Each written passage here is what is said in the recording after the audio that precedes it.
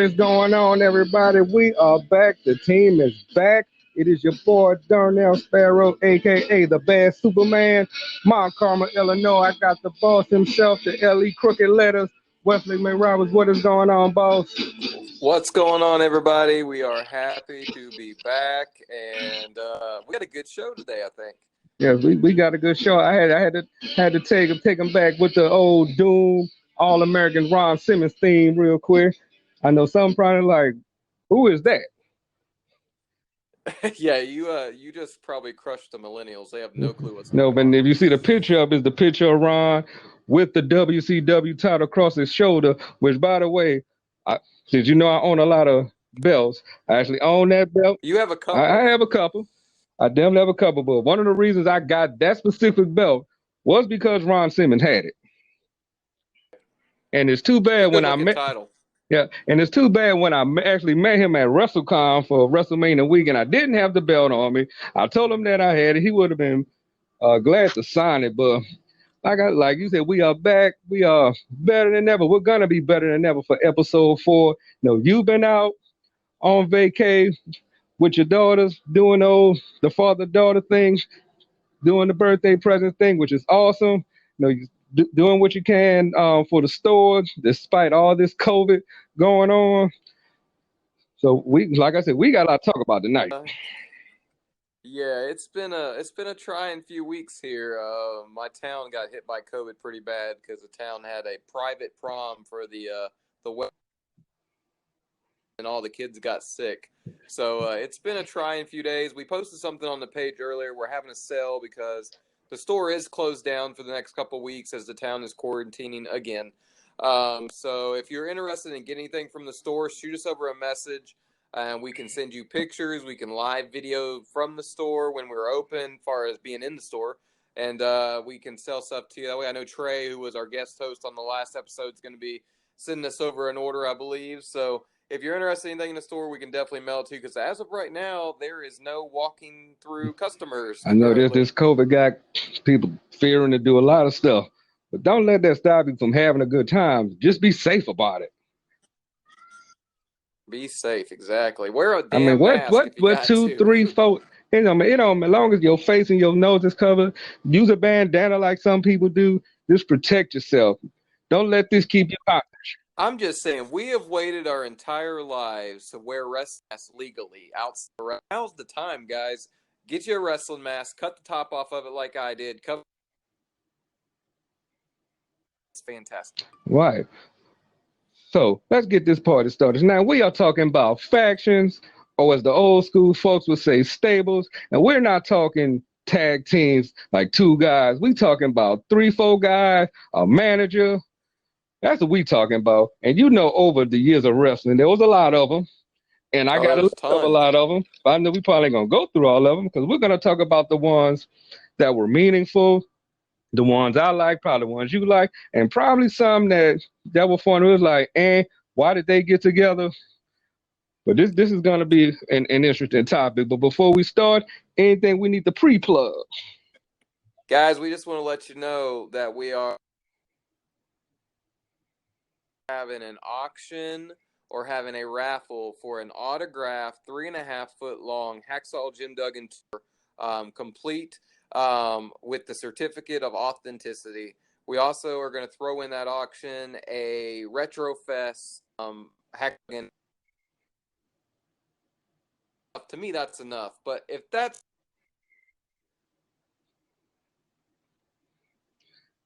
the 3.5-foot long, if I haven't already said that, yes, the Retrofest figure. They're also going to get an autographed copy of Nikolai Volkov's book because it was Hacksaw Jim Duggan's #1 feud throughout the 80s. They probably wrestled 1,000 times over the WWF circuit overseas. I mean, all through America. And whoever ends up winning this is going to win something really, really cool. So keep an eye out for that. We're going to be doing that here probably this week, I would think. I mean, think about that. 3.5-foot long 2x4, autographed by the Hall of Famer himself, a Retrofest Hacksaw Jim Duggan, and an autographed Nikolai Volkov. Come on. Yeah, that's a lot of stuff. That's a lot of stuff. And you can give them pretty much nothing. $1. You can win it for $1, $2, whatever the fees if we auction it.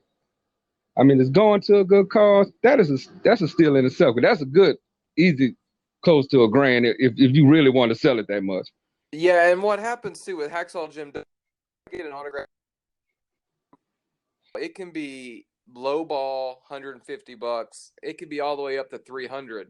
And right now, what he's doing, he's autographing mini 2x4. So he'll take a 2x4 and cut it down 8 times. So you get a little 6-inch piece of it. This is a real 3.5 foot long 2x4. And I love his autographs the entire board. It says Hacksaw Jim Duggan, WWE Hall of Famer, USA, I think, and then it says Ho across the bottom of it. So I mean, it's a really awesome autograph, and it's something. I mean, it's Hacksaw Jim Duggan. And the good part, that's something that doesn't exist anymore. So that's a one of a kind, and you have the COA to it, so you can't beat that. But let's get into the topic. And now, like I said, we talking about factions, we talk about stables. So my first question to you is, what makes a good faction? All right, so for a good faction, I think to faction we're probably going to tonight, the ones that stand out the most have one common denominator, and it has absolutely nothing to do with wrestling. It is the wrestling who together. There is all of the good ones out in your top 4 or 5. There's usually somebody who is a standby at ringside to cause a little bit of havoc. And I think that is your common denominator. If it's not J.J. Dillon or Joel Gertner or China with DX, there's always, or Rick Rude with DX at the time. There's always one common denominator in each group. Eric Bischoff with the NWO. There's always somebody like that who is the pot stirrer. And that is what is the nucleus of a good faction. Well, I think for me, what makes a good faction is the story behind it. Because you can put a bunch of great guys together, but if there's nothing to tell that story of why they got together, what is the purpose of them being together, like you talk about the 4 horsemen, all great wrestlers. They all had money. They all had women. They all had that one thing. They all were champions. There was nothing different about them. They was all a cohesive unit. You talk about the NWO, the original, I'll say. We know not the 75 members that joined. We know where they came from, and we knew why they came to WCW. And then when Hogan came in, that just told the story perfectly. Have you ever yourself, because you wrestle, have you ever been in a faction? You know, when I first started, as many of you have heard the story before, I started when I was 15 years old, and they put me under a Hayabusa mask, and my wrestling name was Jinsei Tora, which stand for the Great Tiger. I'm a Shinzaki fan, and I was also a Hayabusa fan, so I was really okay with that name, though.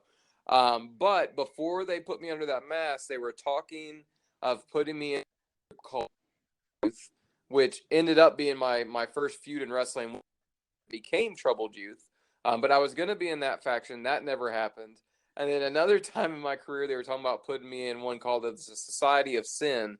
But the biggest problem with me in factions, and most promoters used to tell me this, and it used to make me so mad, because I never got a break. I never had somebody to tag out to.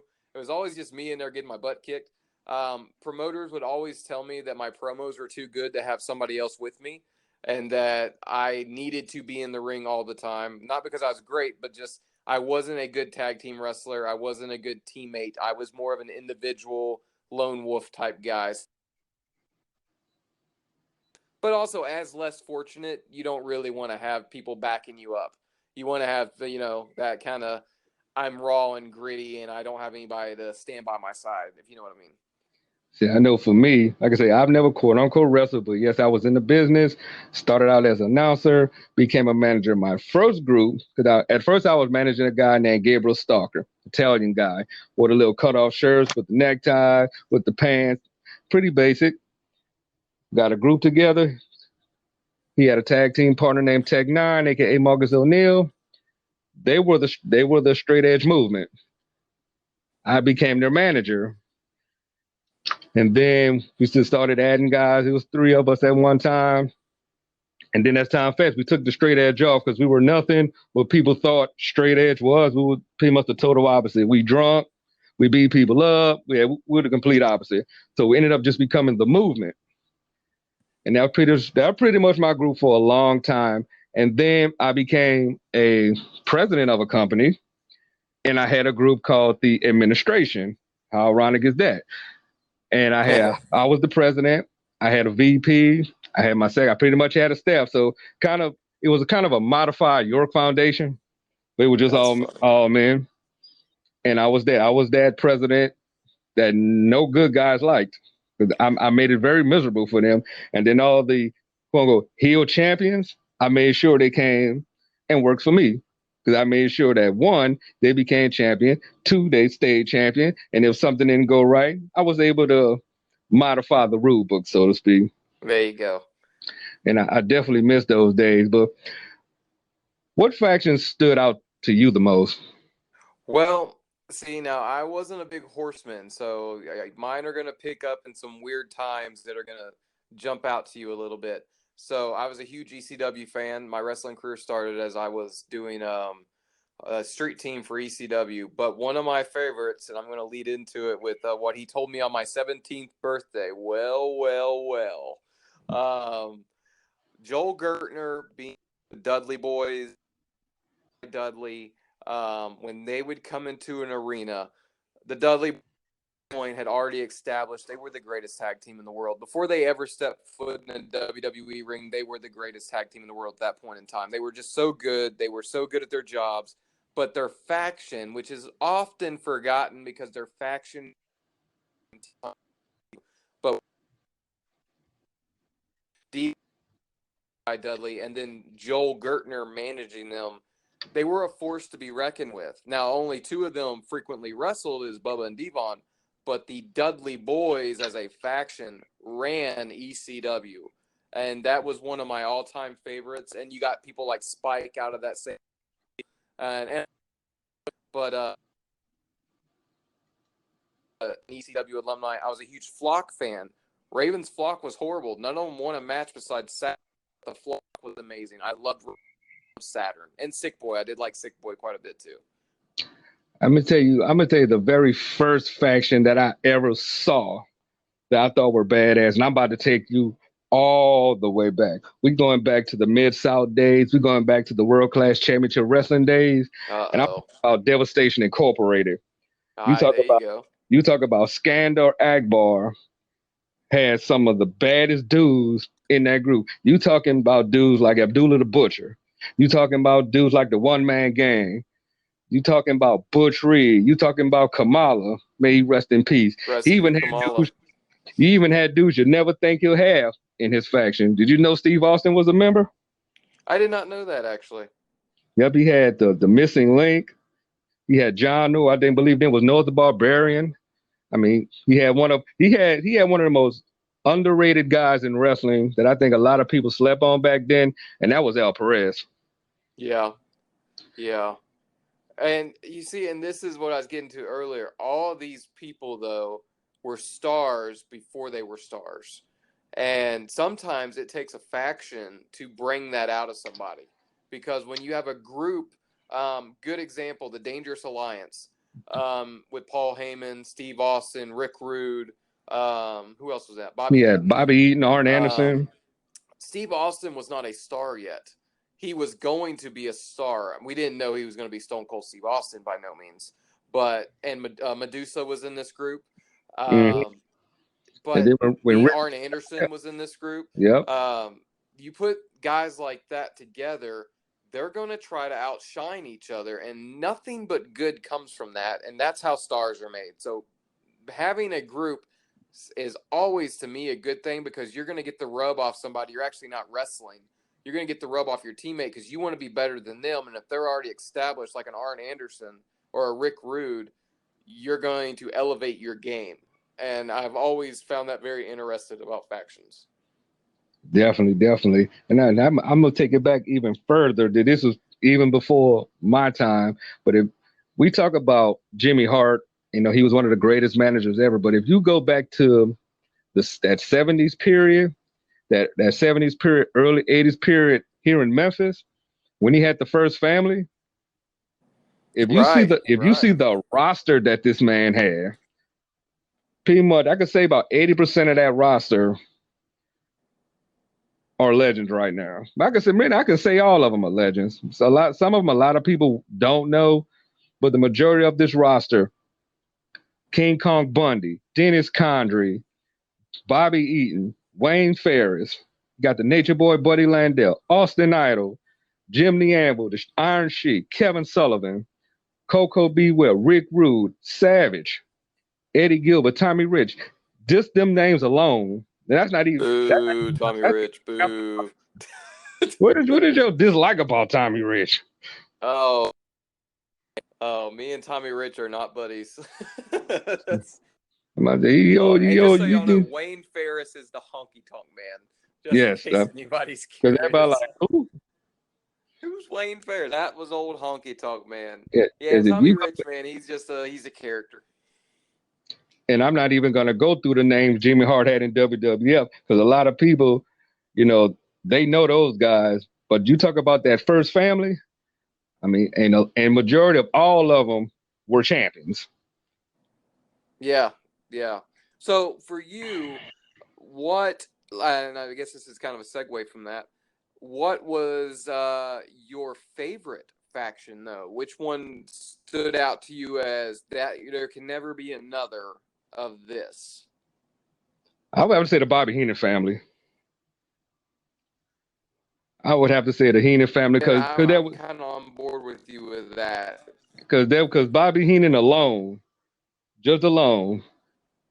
made everybody that worked with him bigger than they were. And we already knew how great Bobby Heenan was as a manager. We knew how great he was. He knew how to sell people. He made the Brooklyn Brawler look good. And he was surrounded by killers. I mean, he had Andre, he had Haku. I mean, he was surrounded by legitimate. And because we would have never known Mr. Perfect the way we did, in my opinion, if it wasn't for Bobby Heenan. Yeah, I always find it wild to watch like WrestleMania 2, I think, or 3, and like every bad guy that comes to the ring is coming to the that's always funny to me. They're coming to the ring with no music. But back then, I mean, everybody had a manager. But you got to think about it. The Heenan family been going on since the AWA days. Right. So and he had back then, what? You go back to what, Bobby Duncombe Sr.? He had guys like that in his group. He had Sergeant Slaughter at one time. Stan Hansen at one time. But out of all those members, I know he had a lot. Who do you think didn't get the just he deserved out of all the members that you know of?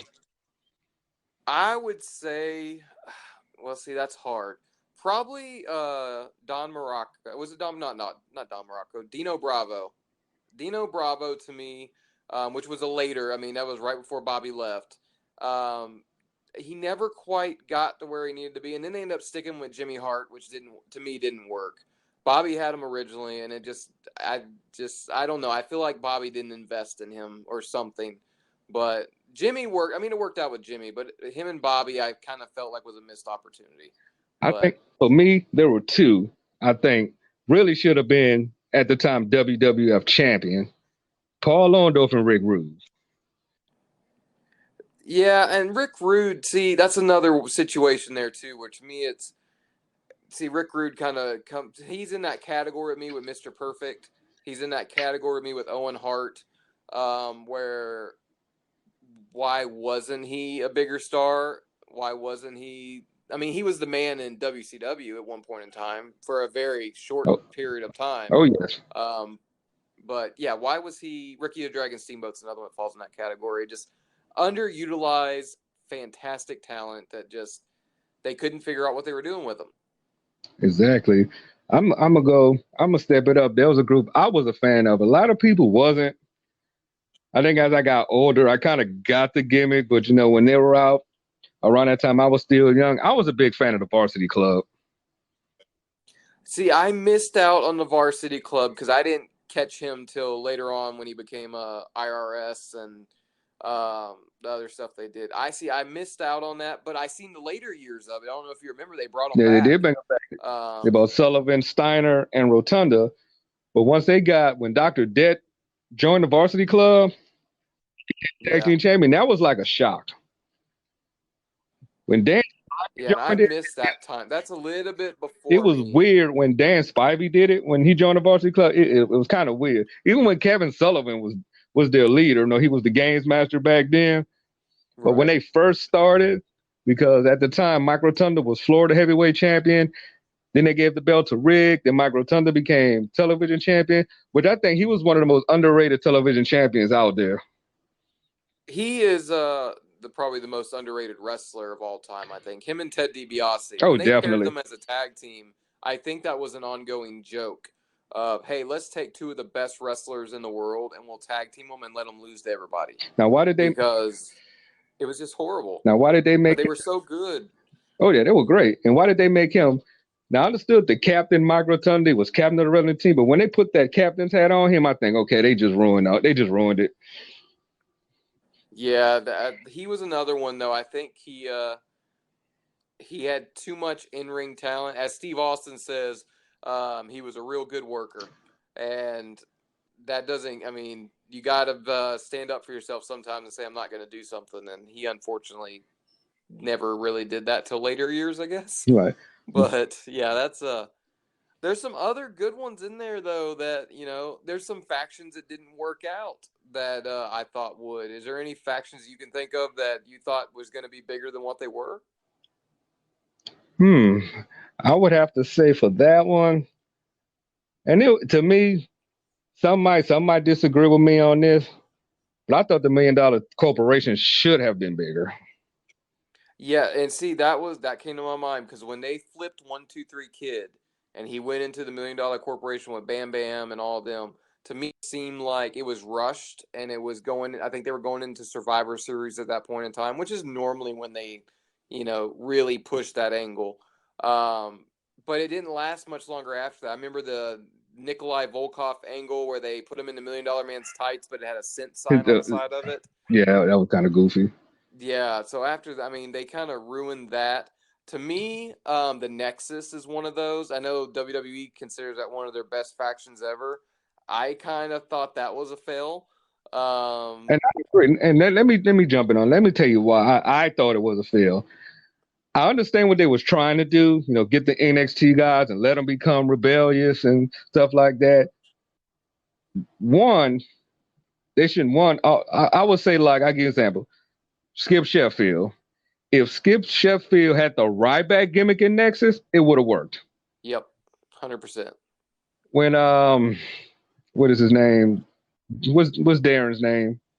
Oh, Darren Young. When Darren Young back then, everybody thought he looked like a dark-skinned John Cena. That didn't work. That stupid haircut with them goofy tights, that didn't work.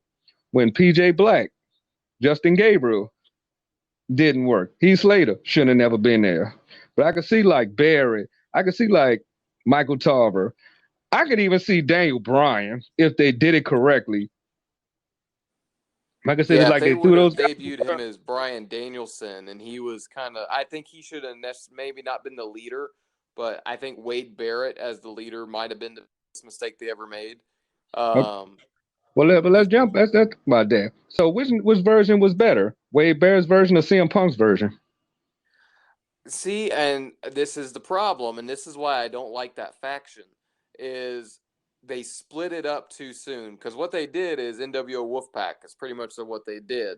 You had the Nexus and the Nexus, and it just didn't work. And I'm a huge advocate for CM Punk. I think everything he did was brilliant. I think every time he invested in something, it was great. But I don't think that he was invested in that whole thing. I think he was just trying to get to the next storyline or get through his contract and be done. Because if you remember when he dropped the pipe bomb, he was wearing his Nexus shirt. Yeah. When he dropped the pipe bomb originally the week before, and then he had the Austin shirt on the night of. But he was still. I mean, they had the Nexus logo with the CM Punk hand and all that. I mean, they were investing in him to take that somewhere. But I I kind of feel like they dropped the ball on that too, which to me, that group was not together long enough, and then they beat them off too soon. If you remember it, I think that was With it was a SummerSlam, Survivor Series. when they had Bret Hart on the team, and Yeah, Bret Hart on the team, and then Daniel Bryan came out, and the Miz was kicked off the team. Like, it was just such a goofy thing. Those guys should have ran through them and destroyed them, but at that point, John Cena couldn't lose either. So, you know what I mean? Like, Wade Barrett maybe should have became the world champion. Agreed. Or something. Instead of these guys are trying to take over and they never take over, why not let them take over? Like, they destroyed the ring. Like, I just always felt like that was a missed opportunity. But if you look at WWE's Faction DVD, they paint the Nexus as the greatest thing ever, and I just never really – it never did that for me. And if you look at it, look what they're doing now with this Retribution. The Nexus Ben did that. Yeah. Not serious, but that's pretty much what they did. And I was going to ask you how you felt about this. And, you know, we don't talk politics or nothing because neither you or I get too deep into that, the rabbit hole of politics. But doesn't this feel a little too political? It feels too much like what you're watching on TV already happening in the real life situations. Like, maybe it is. The approach definitely is wrong. Because if you go back, do you remember the Muhammad Hassan incident? Right. If you remember that, you saw they made that a big deal, and he pretty much lost his career because of that. So I think they're trying to be too real, but this is not really the right time to be real. And once they reveal themselves, when they take those masks off, if it doesn't make sense, it's gonna fail. And those people are going to be damned. I mean, that's especially right now in our country, because our country is split 50-50, I would say, or maybe even 60-40 or worse. And I don't know how to, I guess they're dressing up like they're Antifa or they're some type of group like that is the idea behind it, I'm supposing. But when these people take those masks off, they're going to be forever ridiculed for this group of that's their thought and belief. And that may not be their thought and belief. Not saying that's wrong or right or indifferent. But, I mean, this could be real bad for whoever is underneath those masks, which is the other problem. I don't think they know who's under those masks at this point. I think they're still trying to figure it out. They have the rumor. So the only thing that's going to make this work, who's ever leading it. If somebody's leading it that doesn't make sense, like I'll give an example. Let's say if CM Punk was leading this. Makes total sense. It don't make total sense. But if you got somebody that's either was released at one time or is an NXT guy you trying to call up, it's going to look stupid. If it's not somebody so well known that every WWE fan turns on a TV and knows who it is, it's going to fail miserably. It's got to be a well-known person. It cannot be a call-up that nobody knows. It just won't work. There's no way. It can't be an indie star that they're trying to create. It's that this angle is not going to.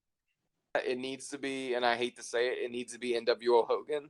It needs to be something of that magnitude, a John Cena. And I know everybody's going to crap on that, but a John Cena NWO version John Cena. If you look on YouTube, I guess they're doing a video game version of that story. If John Cena was in the NWO, that would make perfect sense. This is the perfect time for John Cena to turn heel. He's not wrestling. He's quote unquote retired. This would be the perfect time for him to go heel. And not have to wrestle every show, has minions to send out and do his dirty work. I mean, there's a lot of guys to me it could be, but I really think it's CM Punk. I don't think CM Punk will ever wrestle again, so y'all can quote me on that. I don't think he'll ever wrestle again.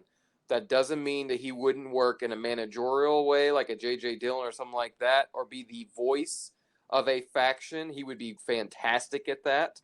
And he doesn't like wrestling. He doesn't want to deal with the politics of it. What better way for him to come back and get paid since his show got canceled is to come in and be a Paul Heyman type figure, be somebody that's leading a faction. That just screams CM Punk to me.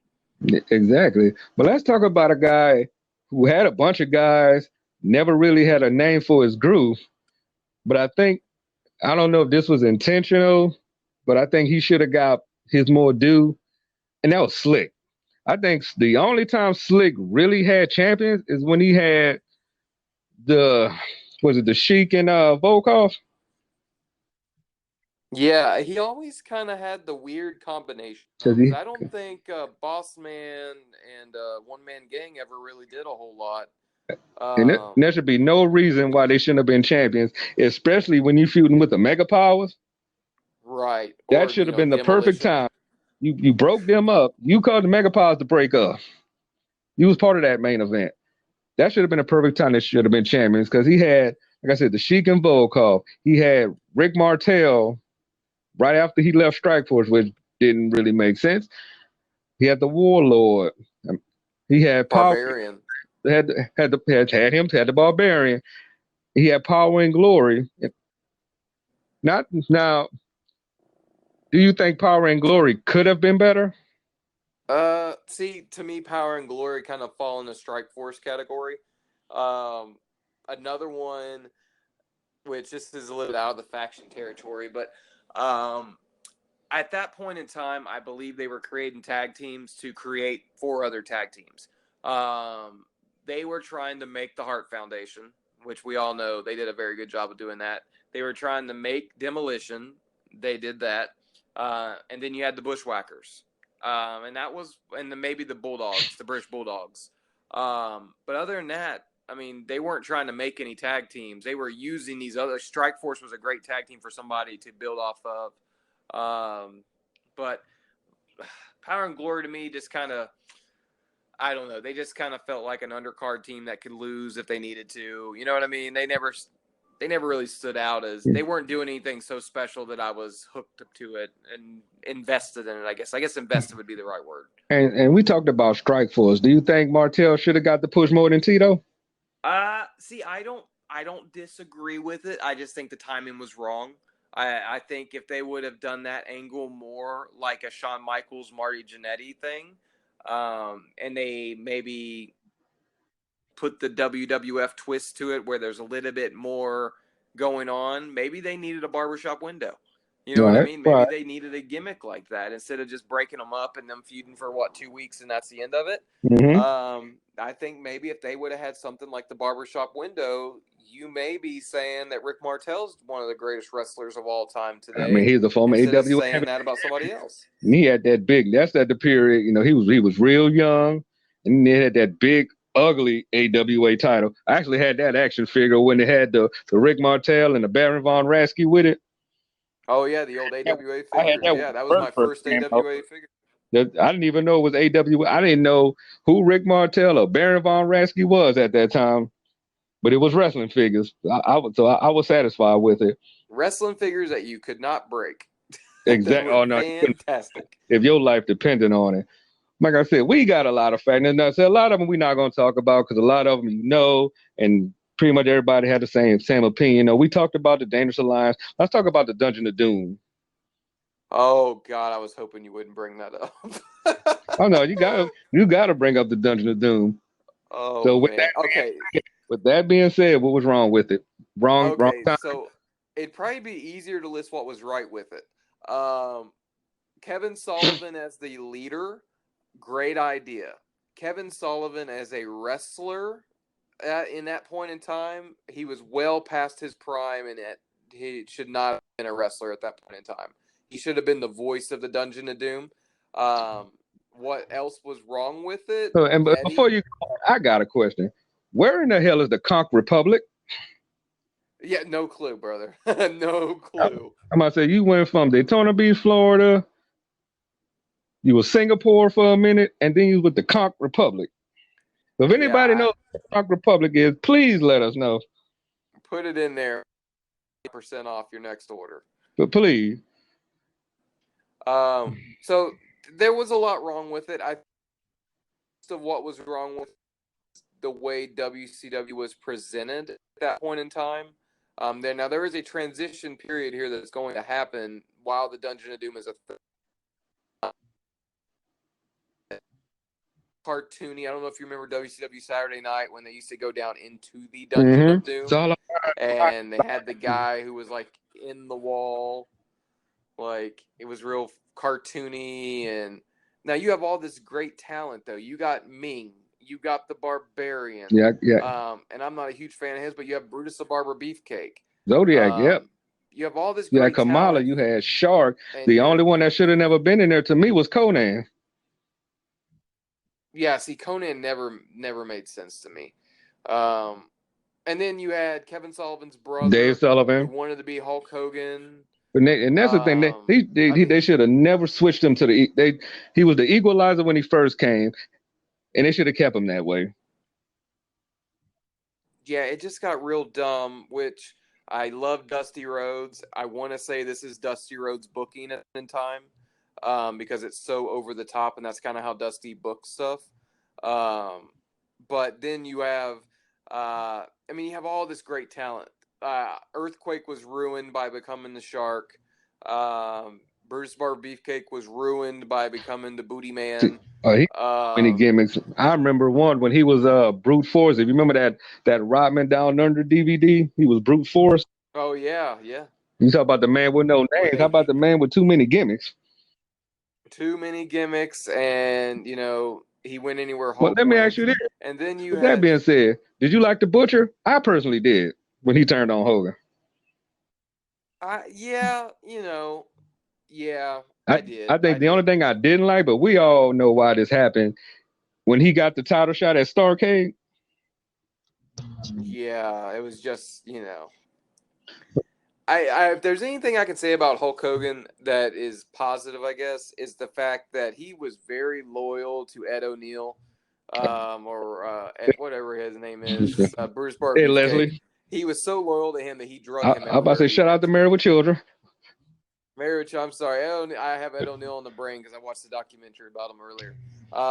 But yeah, the fact that everywhere Hogan went, he took him with him, even into the NWO as the disciple, even in the TNA. Hogan, and I hear they're not friends anymore, but Hogan was very loyal to that. I think, they did have a falling out for a minute. I think they patched it up. They're probably not as close as they were, but from my way, they did talk and kind of cleared the air. But let's back up and talk about a faction, which we should have talked about from the beginning. Well, we're going to double up on this one. The Von Erichs and the Freebirds. Ooh, you're getting into some dangerous ground there because that's the biggest feud in Texas history. That is, every professional wrestler of the 90s says that you cannot speak on it unless you were there because the crowd was so behind those babyface Von Erichs, and those nasty Freebirds came into town and riots ensued and people was going to cut them, and Terry Bam Bam Gordy was going to punch women in the front row. And apparently this was like the biggest thing in Texas besides football. So what do you think made it work? Because it takes a lot. We all know the Von Erichs, whether they were good, whether they bought quote unquote Von Erichs in that sucked. Fritz made them boys out to be great.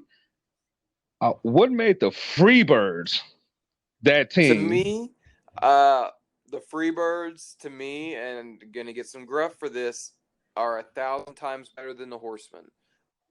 Freebirds, to me, no matter who they were in the ring with, the Freebirds could win at any point in time. They could get in there with any team, whether it was the Road Warriors, whether it was Tully and all, whoever it is, and you never doubted that the Freebirds, I'm talking the original Freebirds, not their not the Jimmy Jams. No, we talking about Michael P.S. We talking about Buddy Jack, and we talking about Bam Bam. And see, that's what was good about the Freebirds, because you had Michael Hayes. He was pretty much the talker, but he knew how to set that tone. Buddy was that guy who just want to beat up, just want to beat up, and Bam Bam was the guy that's going to beat you up. Yeah, so you would watch Michael Hayes start a match, and you'd watch Buddy get in, take the beating, and then you'd watch Bam Bam come in and just murder people. And it was such a good dynamic. And Bam Bam was such a big man. I mean, he was a big old boy. So no matter how much crap Michael P.S. Hayes talked, which if you've never heard a P.S. Hayes interview, please go back and check them out on YouTube. He could talk a blind man into a store to watch one colored movie. He was just a fantastic talker. He could talk your money out of your pocket, but he couldn't back it up. Bam Bam backed it up. Whether he was good or bad, his style never changed.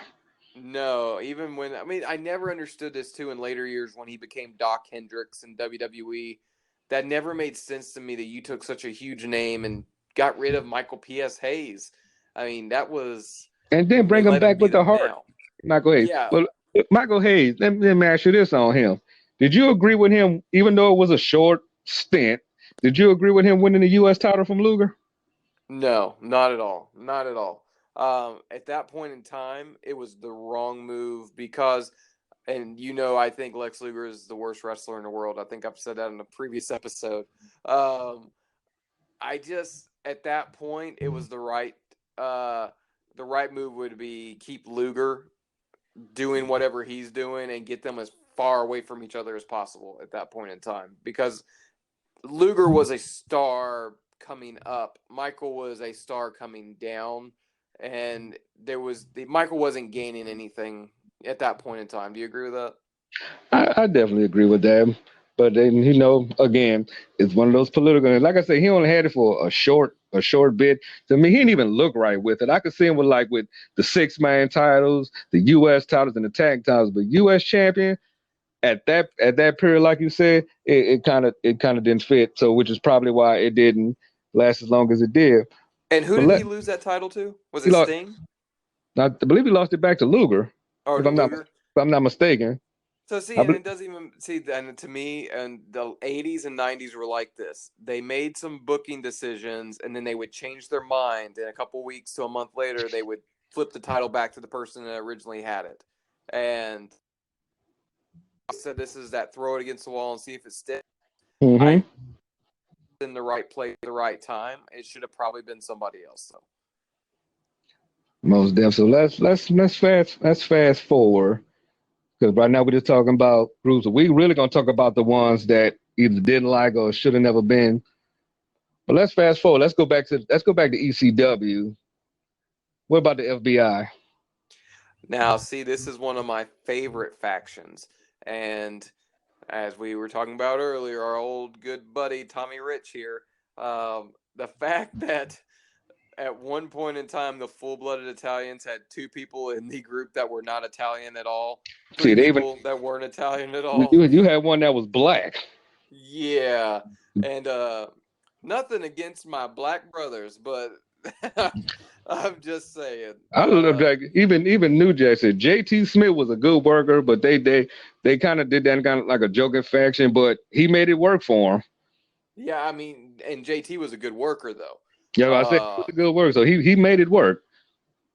but what could they have done if they would have tag teamed him with Scorpio, not Scorpio Sky, but Too Cold Let's go, yeah. Scorpio? You know what I mean? There's so many other things they could have done with him that would have been so much better.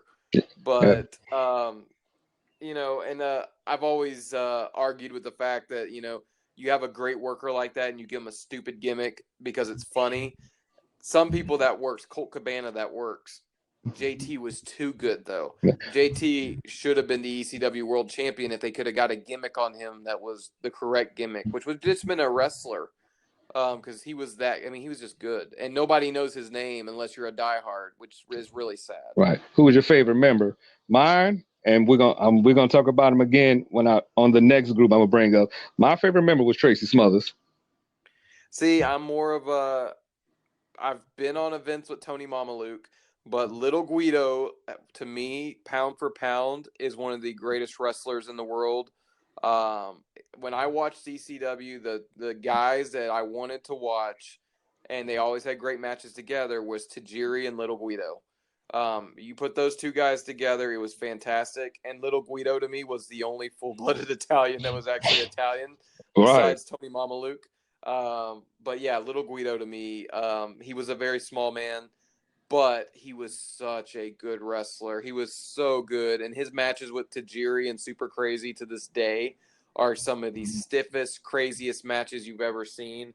Another thing, guys, go watch those. Watch Little Guido versus Super Crazy versus Tajiri, and I promise you, you will not be, wanting to watch any other wrestling for the day because that match you will watch it 3 or 4 times to make sure you caught everything that they did. Oh yeah, those three-way dances was on point. So segue into this. What the Nation of Domination. Now let me before we talk about them. See, a lot of people think if we wasn't following that the Nation actually started in the WWF. It didn't. Oh no, The Nation no. started in the USWA. Yeah, with the Soul Taker. With dope and PG-13, and Right. Farouk actually came to Memphis to check on him. And this is when, they was pretty much just bringing everybody in.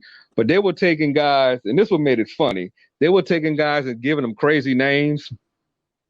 Like my favorite, we talked about Tracy Smothers. When he joined the Nation, he was Shaquille Ali.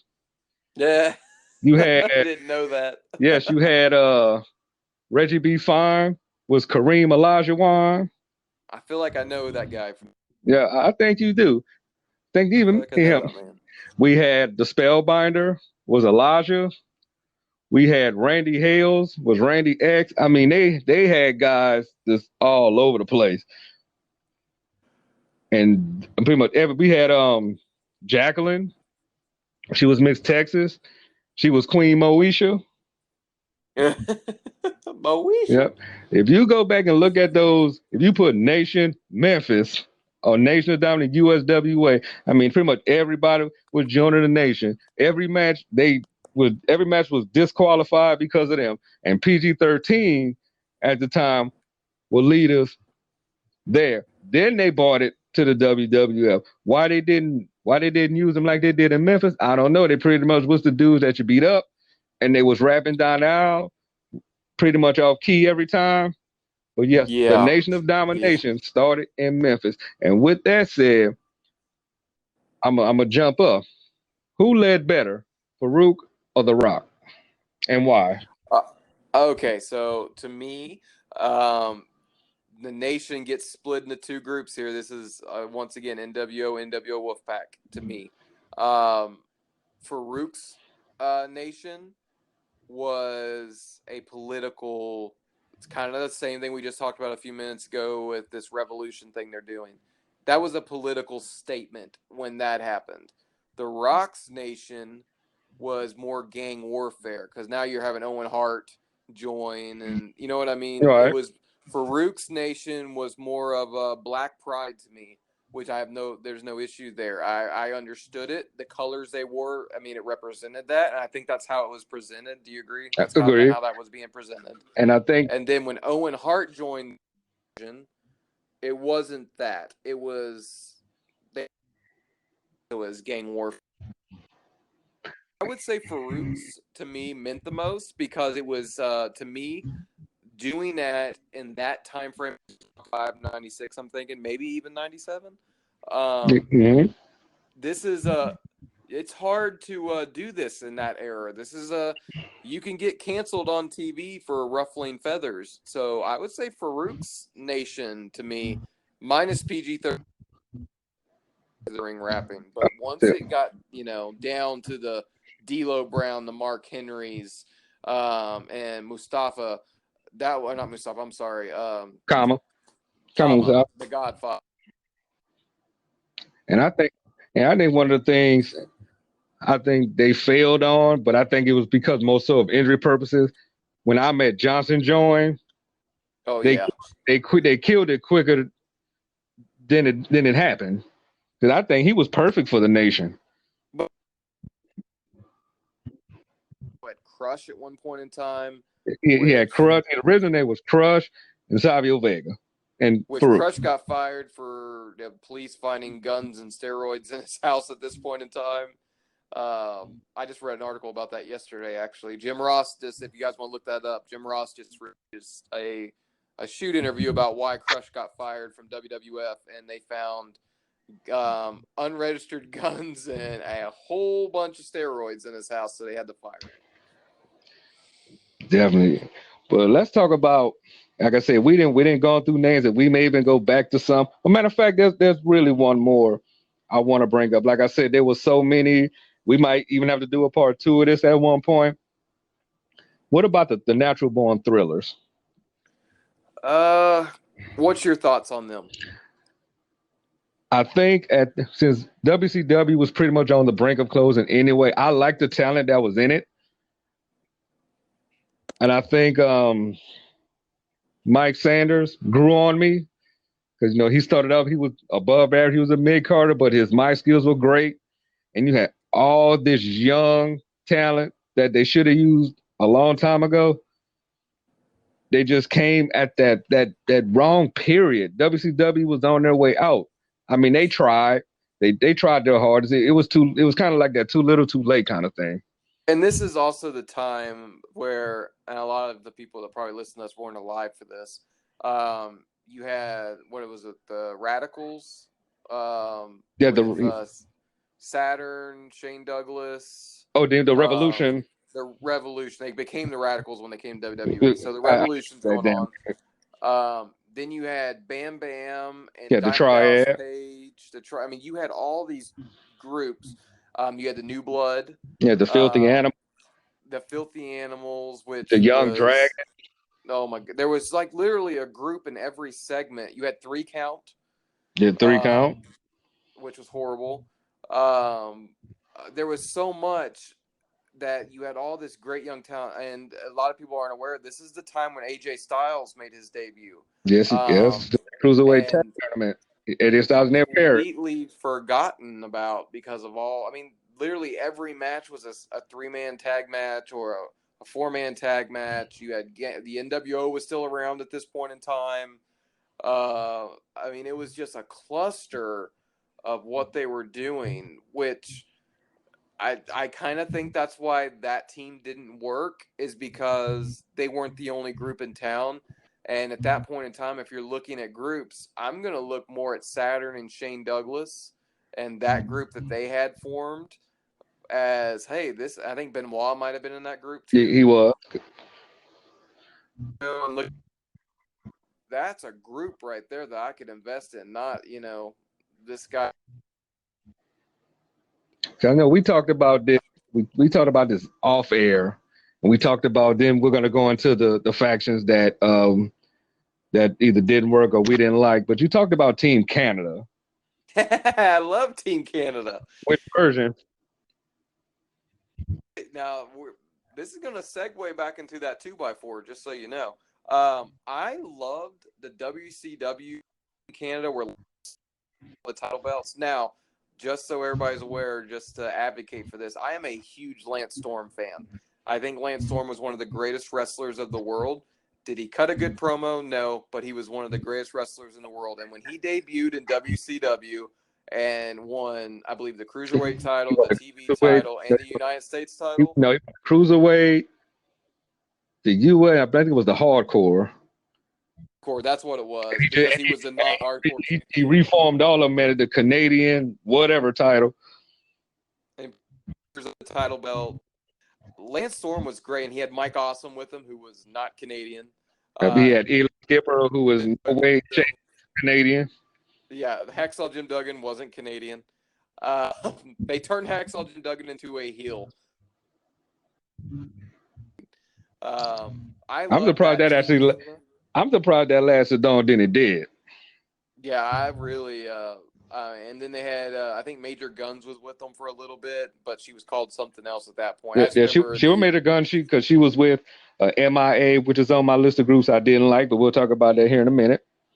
Booker T. Yeah. Poor Booker. I love DNA. I also liked, but not like Eric Young as a mentally challenged human being who I didn't care for that. I did like a lot of Petey Williams. Yes. Underrated. So underrated. Very. You can't. So not at all. Now let's talk about the groups that either you didn't like or shouldn't have been. And I already said that we pretty much touched on a lot of them, but there's a couple we haven't talked about. One of them you're probably gonna shoot me on. Anytime that you put Hugh Morris, Chavo, oh my God. And were they called Man in Action or something? Last Rue, Van Hammer. And Van Hammer was the guy, when he first started, they had him, I think he was like Private Stash. Now, I believe Yeah. they moaned and they changed it because private is like the lowest ranking in any group if you're military. So they bumped him all the way up to major. Booker T at this point is, I mean, granted, he went to higher levels after this, but going from Harlem Heat, which is this badass tag team, just walk ring with, to a joke. I mean, he was honest to God a joke, and it was embarrassing. I know it had to be embarrassing for him, and then you have Hugh Morris, who, granted, was just a And should have jobber. never won the U.S. title. I'm sorry, should never won the U.S. title. No, Hugh Morris to me was, and nothing against Bill DeMott, though, per what I've heard Kenny Omega say in shoot interviews, he's not a real nice guy, but he belonged in the Dungeon of Doom, which I believe he was in the Dungeon of Doom. Then he went back. Then he went back to Hugh Morris at the end. Yeah, feel like that was a. See, WCW to me was so confusing. It was just 1 week they were so awesome, and then it's just like somebody threw away all the scripts they had written for a year, and they didn't know what to do. Now I'm gonna jump on it. I'm gonna get it out the way. Like I said, you're probably gonna come through the phone and choke me on it. Maybe you're not, but one fact I did not like, maybe, and you'll probably know why, is the Latino World Order. Oh, and they never did anything with them. That was that was the reason why I didn't like. They didn't do nothing with them, and then you did modify the NWO. Yeah, and to me, now taking race out of it and everything else, what would have made sense would have been a cruiserweight world together, and they were attacking bigger guys or something. But just making it, which I get it, most of the cruiserweights were Latino, whatever. But if the cruiserweights would have attacking heavyweights, to me that would have made sense. Especially making the cruiserweights the heels. That I think it would have been something neat. I don't done like that. I know wrestling psychology tells you big man bad, little man good. But what happens when the little man's bad and the big man's good? Exactly. But the little man is a hyena with a whole pack of wolves with him that's going to help take down the big man. It's, to me, it's a storyline waiting to happen. Exactly. And I think another one that failed to me, and I'm gonna save this one. I'm gonna save what I want to say for last. But another group I think that failed to me is the New Breed in ECW. Yeah, which I don't think that was. I really believe that was kind of what AJ Styles has recently talked about. It's way Paul Heyman books. He books per show, but it's per show with a long-term plan, but he doesn't have a long-term plan. I don't think he knew what to do with those guys. He couldn't let them beat the Sandman or Sabu because that was going to piss off Sandman or Sabu. I mean, you had a badass like Monty Brown. I mean, they screwed over Monty Brown because he was one of my favorites when he was in TNA. Oh, the Pounce. Then you changed his name to Marcus Cole Vaughn. You gave him some goofy music. We have left a very big faction out today that I really feel like we need to touch on. Go ahead. And just because we did Talking Shop of Mania a couple weeks ago, I mean, we're leaving out the Bullet Club, and Bullet Club has created some of the best stars in professional wrestling, and the Bullet Club has outlasted the NWO. It outlasted DX. I mean, as far as time, the Bullet Club is still going. Yes, no doubt. But let me ask you this: who's the best leader?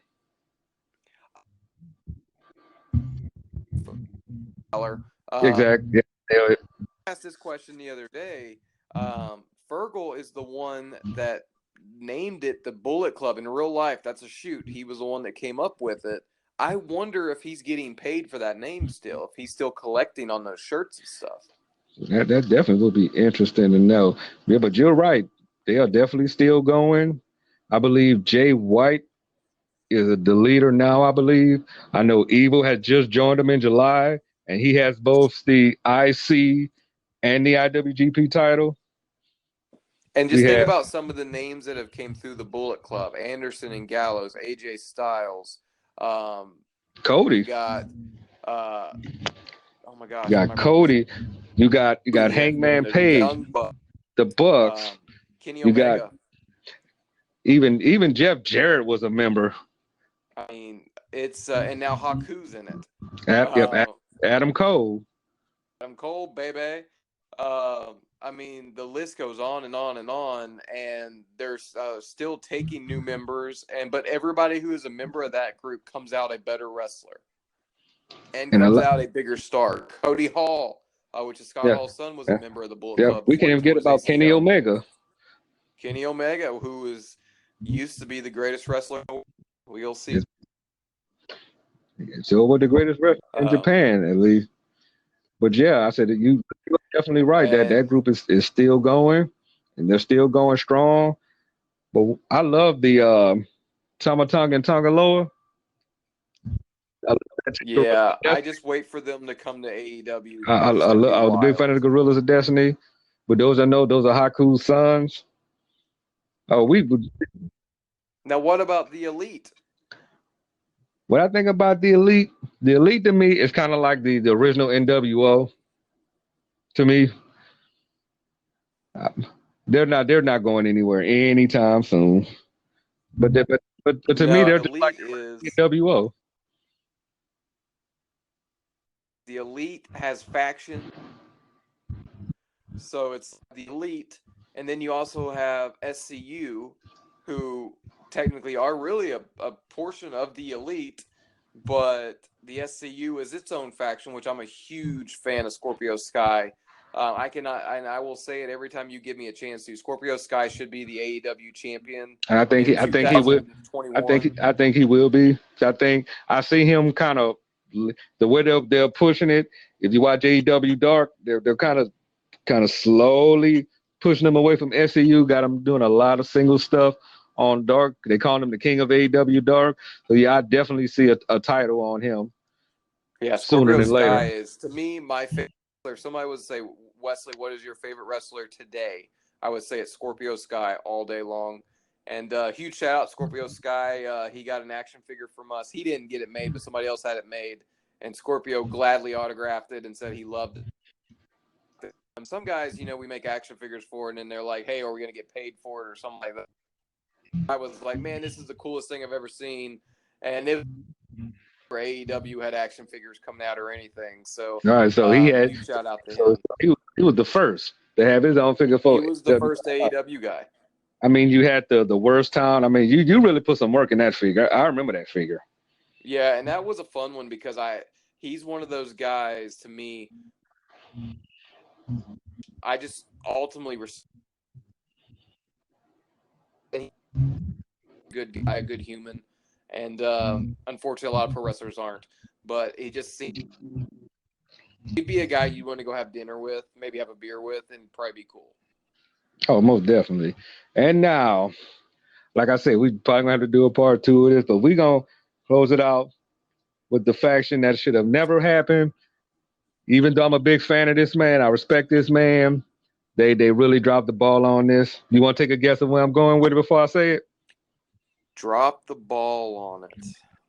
Is this recent or is this old? It's old. Old. But it's probably one you're not even thinking about. Not even thinking about it. And it probably one that should have, like I said, that never happened, but the name that was involved in it was the reason why they did it. Is it the Union? No, I hated the Union. See how worst I can think of. Who we got? I'm talking about the No Limit Soldiers. Oh, Jesus. Oh, no, you didn't. And let me tell you what, like I said, I'm a fan of Master P. Like I said, he's from my hometown. I know why they brought him in, and he got paid. I think he said he got paid about $2 million to do that. Because he really said he signed. Yeah, well, and like I said, don't forget this same time frame though. They bring in ICP. They bring in my favorite band, the Misfits. It was Eric Bischoff's way of spending money. Pretty much. I say he had Big Swole. Then he had a guy had got a big white guy named Chase, who, if you paid attention, Chase was pretty much a jobber at first. They just made him a no limit soldier. They put Brad Armstrong in the group for some reason or another. B-Rad. The BA. And then, like I said, Cole and Ray made sense. But it was gone with it because we can't forget about the West Texas Rednecks. Oh man, I say, okay, you got a guy from Minnesota hanging out with some guys from Texas. Who? Henning, Bobby Duncan Jr., Bobby Duncan Jr. Wyndham. Then they brought Kendall in, and the greatest sidekick of them all, Curly Bill. Oh Lord, have mercy. Well, shoot, if that's the case, we got to talk about other powers that be. I'm just curious now, because would you consider R-Truth and Little Jimmy a faction? Because we don't know how many Little Jimmys there were. That's true. There could have been multiple Little Jimmys, and we just don't know it because we couldn't see Little Jimmy. See, this is about the time Little Jimmy should come back and get the 24/7 title. And nobody can beat him. Nobody can beat him. They can't catch him. This will be the perfect segue. The only person that can beat him is Truth. I think that would be a great promo if Truth, like, he just looks discombobulated and upset, and somebody says, "What's wrong, Truth?" And he can do kind of like last night while I sleep, a Little Jimmy beat me for the title. And he can do kind of like what Al Snow was doing with Head. But when he's talking, when they switch cameras, we don't see him. He see him, but we don't. Little Jimmy. Now, I said we was gonna close out, but this is a good question. This is a good conversation. Who should be a group? Oh, let me change that question. We got the Undisputed Era right now. Do you think at TakeOver, do you think that the Undisputed Era is gonna turn on Adam Cole?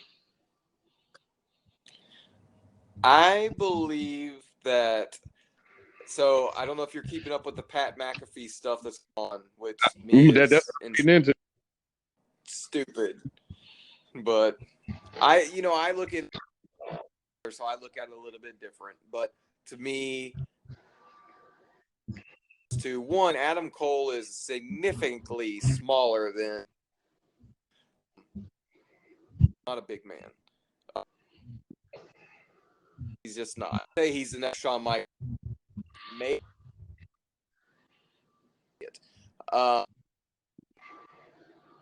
there is going to get called up. Maybe not Roderick Strong. Might not. I think Roderick Strong's going to get left behind. I think Fish and O'Reilly are gone. I think they're going to Raw. I fear for what they're going to do with them. I think they're going to be on Raw though because they need a tag team on Raw.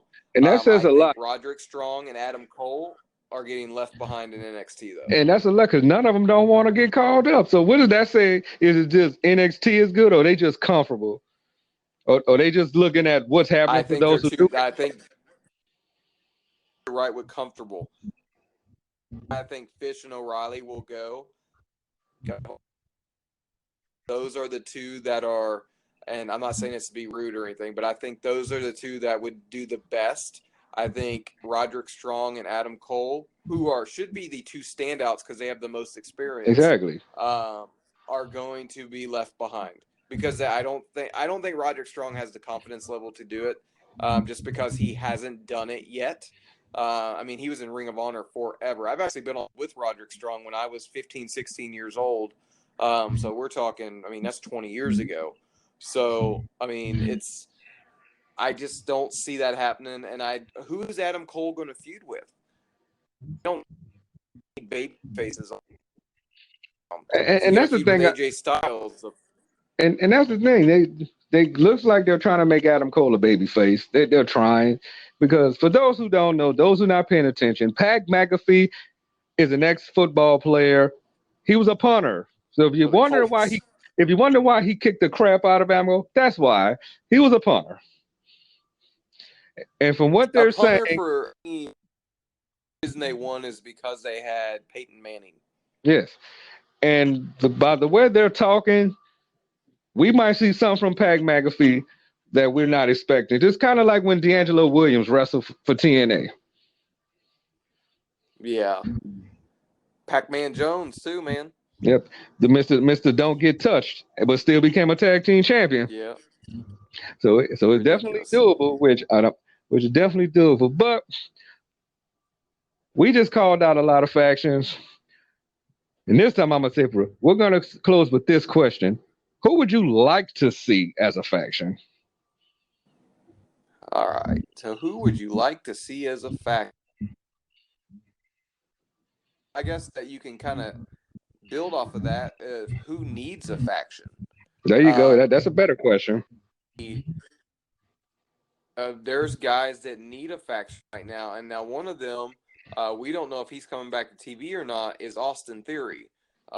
If Austin Theory comes back to TV, which happen or not, but if it does, they've tried twice now to put him in factions. I don't know if everybody's staying up to date with this. They put him with Andrade. It didn't work out. They put him with Seth Rollins. Something has happened where Austin is off TV. We all kind of have an idea what happened, but we don't know. I think Austin Theory needs to be in a faction, though. I don't think he's ready to be out there on his own. I think he needs to have something for him. Austin Theory is a guy that needs to be in a faction, but I think he needs to be in a faction with like-minded people. So maybe like a Dolph Ziggler or that physique. You know what I mean? Somebody else who's a good-looking young guy who it makes sense. Maybe not a Seth Rollins, though. He needs to be with somebody else who's still out there better. You know what I mean? Somebody's push him to the next level. I think Austin Theory is one of the guys that has to be in a faction for at least the next year or so. See, this one's kind of hard for me.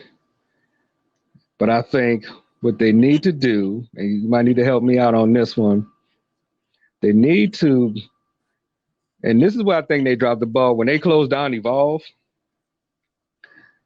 Oh, yeah, that was a horrible idea. But when they closed down Evolve, I think they feel big time, because I would have said if you got like Matt Riddle, Drew Gulak, you get guys like that together, pretty much reform the group they had in Evolve.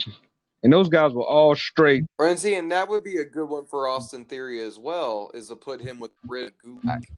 Because these are you have Austin Theory, face of Evolve, and the World Wrestling Network. You have who was the face of the World Wrestling Network and Evolve.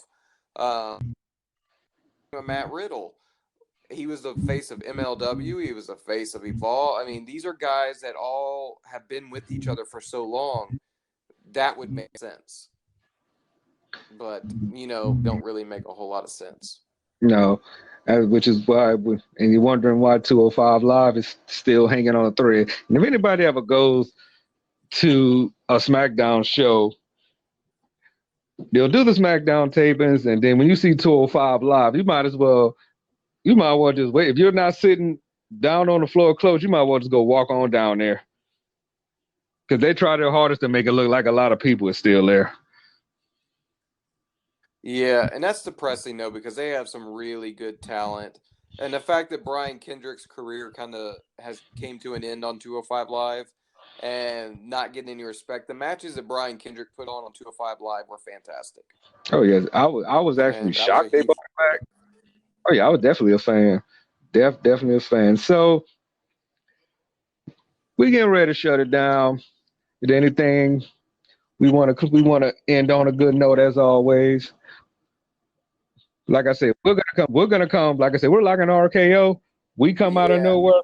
Definitely got to look out for us. Like I said, we're gonna be a little bit more consistent with this. If you guys even have a topic you want us to talk about, shoot us an email. We'll talk about it. If it makes sense, of course we will. But just shoot us an email. I mean, there's a lot of wrestling that we can talk about. Yeah, and I think our next topic, who should have been WWE or WWF at one point or time. So we're going to talk about some main events that happened in one. I think that's a very solid topic because there's a lot of times, especially at WrestleMania, where the wrong person won. And I think we should have that conversation. Or maybe guys that never got the and one segue figuring out some more like Kofi time.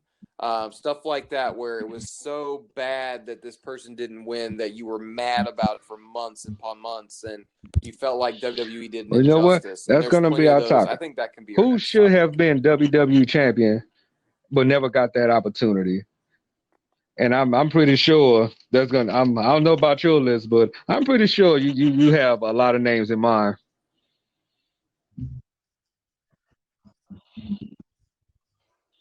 Let's see. When you get your list down, I'm gonna get my list down.